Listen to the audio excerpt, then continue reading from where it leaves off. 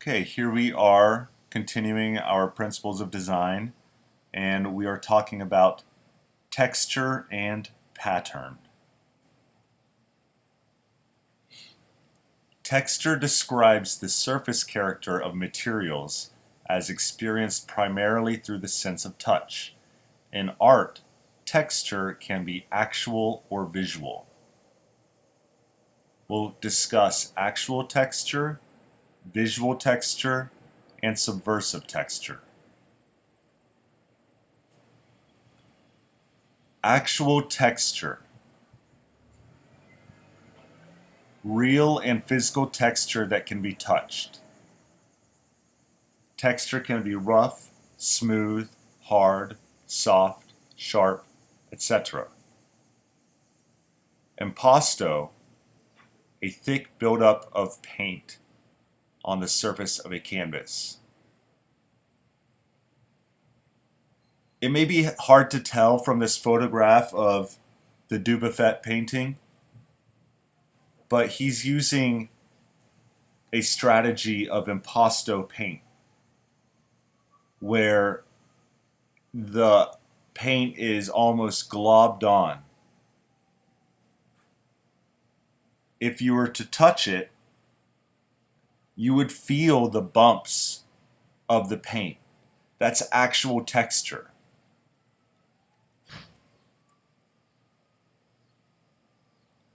Any texture that you can feel, actual. This is a sculpture by an artist named George Segal, and he made a lot of figures mostly, and they were like rough figures, rough to the touch. If you were to run your fingers along this figure, it would feel bumpy, it would feel sharp in some places. This is actual texture again.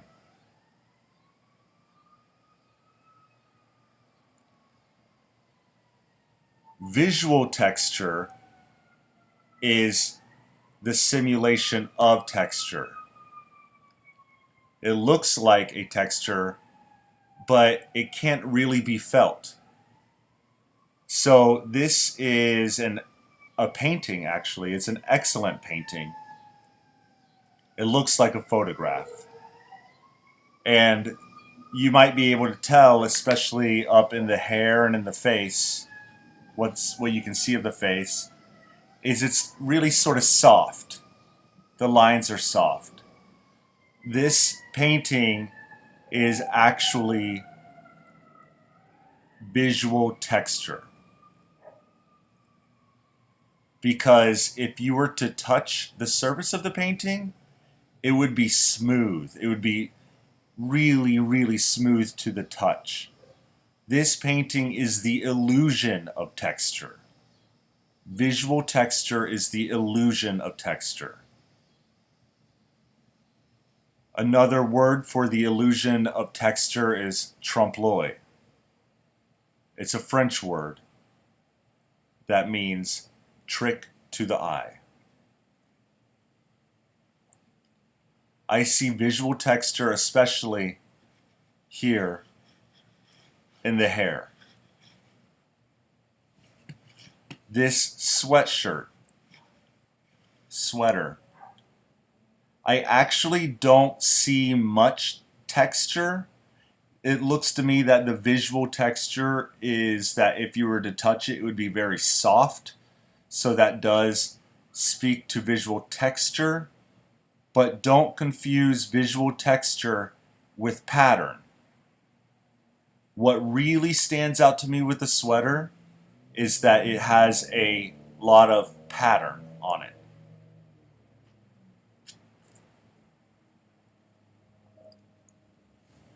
This is a painting by the same artist that painted that woman on the previous slide, Gerhard Richter. He's one of my favorite painters.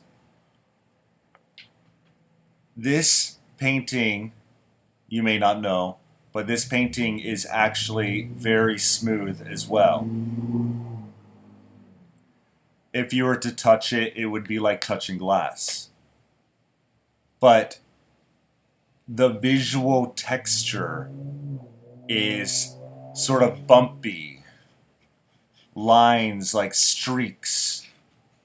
This is visual texture, even though the texture isn't quite real, it doesn't represent a reality, it is still there, suggesting that if you were to run your fingers along the surface, you would feel the texture, but in fact, like I said, it is smooth, so that is visual texture because it suggests texture.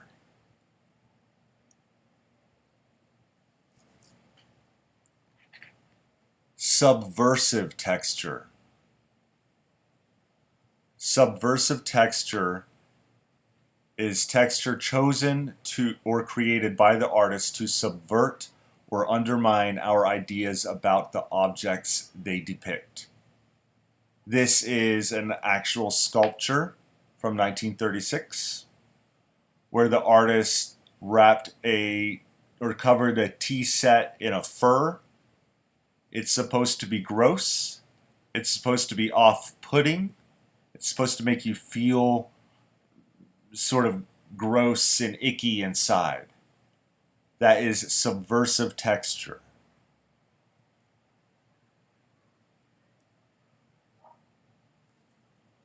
Pattern.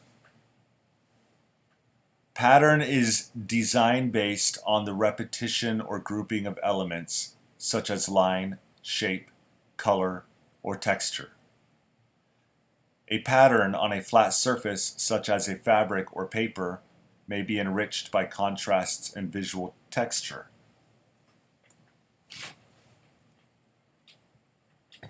This is a pattern, a repetition of a shape or idea. This is by an artist, a painter who I also think is very great, named Chuck Close. He was known up through the 1980s as painting photoreal paintings where you couldn't tell the difference between a photograph or the painting. And then he sadly had a stroke and he lost movement in his fingers and was really only able to paint with his, like, very simply. So he started strapping a paintbrush to his wrist and he would move his arm to paint these. So he has a grid where he would paint these little amoebas or goofy little shapes inside the grid, but that's creating a pattern. I would argue that this pattern is reinforced by visual texture, especially when you step back to look at this artwork. But overwhelmingly, it is put together by a predictable pattern.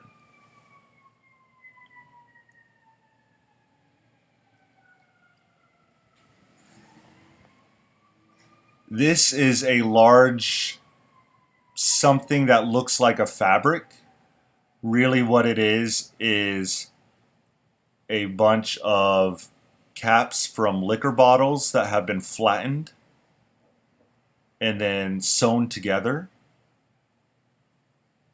with little wires, so they're actually stitched together with little wires, creating a large tapestry. Again, there is texture in this, but there is also pattern.